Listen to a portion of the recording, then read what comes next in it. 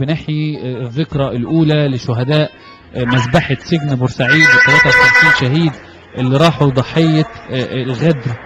تقول ايه النهارده في الذكرى الأولى لاستشهادهم؟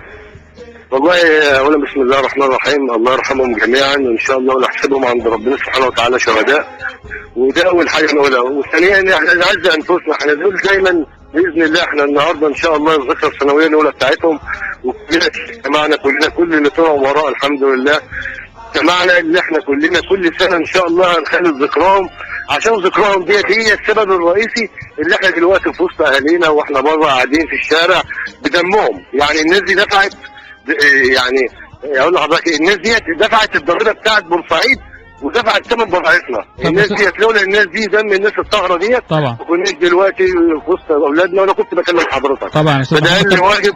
انا عارف ان حضرتك النهارده عامل سرادق عزاء شعبي على نفقتك الخاصه انت يعني، وده طبعا دل فيدل على الجميل اللي انت بتشيله لكل شهداء احداث سجن بورسعيد.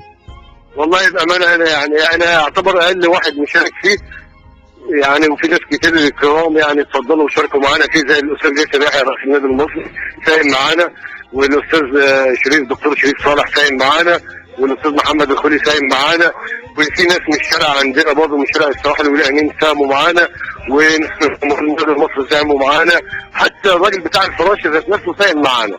يعني كل بورسعيد هي اللي مساهمه مش احنا بس، كل شعب بورسعيد ساهم في احياء ذكرى اولاده الشهداء الابرار اللي دفعوا دمهم ثمن حريتنا كلنا. طب استاذ محمد تعرف يعني تقدر تقول لنا دلوقتي على المكان بتاع السرادق عشان حتى الساده المستمعين يعرفوه، وان شاء الله باذن الله هيكون كلنا متواجدين فيه النهارده ان شاء الله؟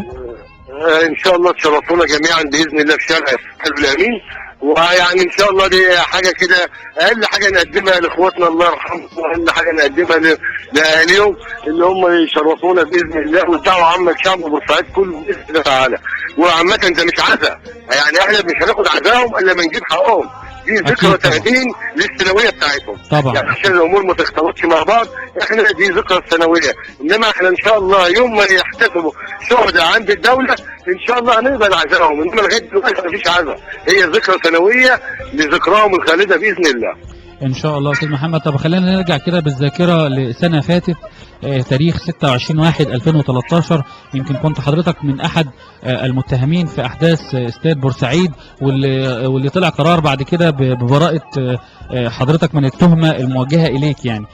طب عرفنا شعور حضرتك ايه، وكنتوا انتوا قاعدين جوه في السجن بتستقبلوا ازاي الاخبار المتواليه عن استشهاد مجموعه من شباب بورسعيد الدفاع عنكم؟ والله بكل اسف احنا ما عرفناش اي حاجه الا بعديها ب 15 يوم، عشان كانوا قاطعين عندنا الكهرباء ومطلعين التلفزيونات بره الاوض عندنا. وكان في يعني الحمد لله رب العالمين اليوم ده، حتى انت تلاحظ ان بورسعيد النهارده اليوم ده ما فيهوش شمس، حتى البلد حزينه. يعني النهارده يوم 26 يناير الحزن في بورسعيد، يعني حضرتك امشي في الشوارع كده البلد حزينه، الشوارع حزينه، كل حاجه في البلد حزينه بسبب اليوم ده. اشبالك بقى يعني اليوم ده واحنا في السجن كانوا ربنا ينتقم من كل ظالم. رئيس مباحث السجن كل شمتان فينا، كل فرحان في دم اخواتنا، يقول لك احنا قتلنا في الجنه وقتلكم في النار، اللي هو ضابط المباحث اللي اسمه احمد خليل كان رئيس مباحث السجن، كان شمتان فينا صدقنا والله. كل الناس ما كانتش متوقعه كل ده، مش عارفين ان شعب بورسعيد ده راجل، الحريم بتاعتهم ب 100 راجل، الاطفال الصغيره رجاله، الشيوخ رجاله، ما كانوش متوقعين ان شعب بورسعيد كله هيلتحم مع بعض وهيبقى ايد واحده في وش الطغيان الاخوان الارهابيين. صدقني والله دم اخواتنا ده في رقبه محمد مرسي وهشام قنديل، لازم الناس تعرف كده، دم اخواتنا الله يرحمهم الله يرحمهم شهداء بورسعيد، الشهداء احفاد 56 دمهم في رقبه محمد مرسي وهشام قنديل فقط لا غير. فلازم احنا حقهم باذن الله، باذن الله مش هناخد عزاهم الا ما نجيب حقهم ان شاء الله تعالى باذن الله. استاذ محمد طب في راي حضرتك ايه الخطوات اللي ممكن احنا نقدر نقوم بيها خلال الفتره اللي جايه دي لاسترجاع حقوق هؤلاء الشهداء؟ والله انا من رايي، وده راي متواضع بعد اذن الناس كلها، ما فيش حياه سياسيه بورسعيد الا ما حق اخواتنا ده يرجع، ولا في انتخابات مجلس شعب ولا في انتخابات محليات، ورجاء من الساده السياسيين في بورسعيد يتحدوا مع بعض معانا للقرار دوت. مفيش انتخابات ولا اي شيء في الحياه السياسيه في بورسعيد الا لما نجيب حق اخواتنا ان شاء الله تعالى.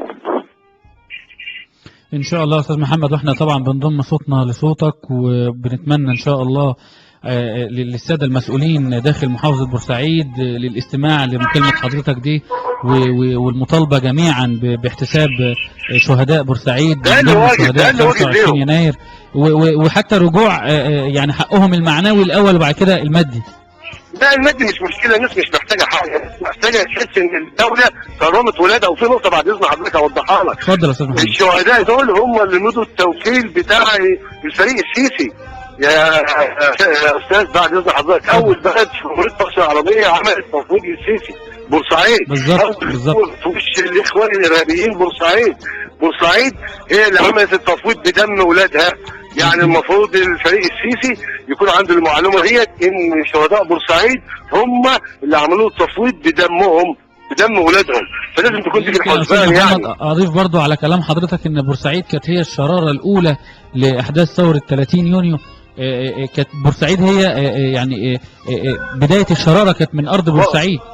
انا اقول لحضرتك على حاجه بعد اذنك. في السجن بالمعامله السيئه اللي كنا بنتعامل فيها في السجن هنا في سجن بورسعيد، كنت اقول لهم كل ساعه يعني لما كانوا يجوا يعملوا معانا حاجه ويفتروا علينا، والظابط اللي اسمه احمد خير اسمه راح السجن يجي يعمل حاجه وحشه، كنت اقول له كلها ربع ساعه، اصبر ربع ساعه. ليه؟ كنت عارف ان ظهرنا جامد من شعب بورسعيد. ده شعب بورسعيد كان واقف في ظهرنا. يعني احنا عارفين احنا كنا بنقول ايه، وعارفين ان الشعب البورسعيدي ايه. ما كانش حد يقدر يعمل معانا حاجه، ما عارفين ان انتوا واقفين في ظهرنا. بورسعيد دايما مكتوب عليها ان هي تقاوم الظلم والطغيان، سواء من دول اجنبيه او حتى من الحكومات الفاشيه اللي توالت على مصر. والله احنا ده قدرنا، واحنا برضه باذن الله قدها وحدود. وشعب بورسعيد او شعب مدن القناه كلهم باذن الله قدها في حدود، زي ما احنا وقفنا في وش العدوان الثلاثي، ووقفنا في وش الطغيان الصهيوني، وباذن الله ان شاء الله وقفنا في وش الارهاب الاخواني. احنا قدها وحدود، وشعب بورسعيد كله ايد واحده ان شاء الله. ان شاء الله يا استاذ محمد، احنا بنشكر حضرتك شكرا جزيلا.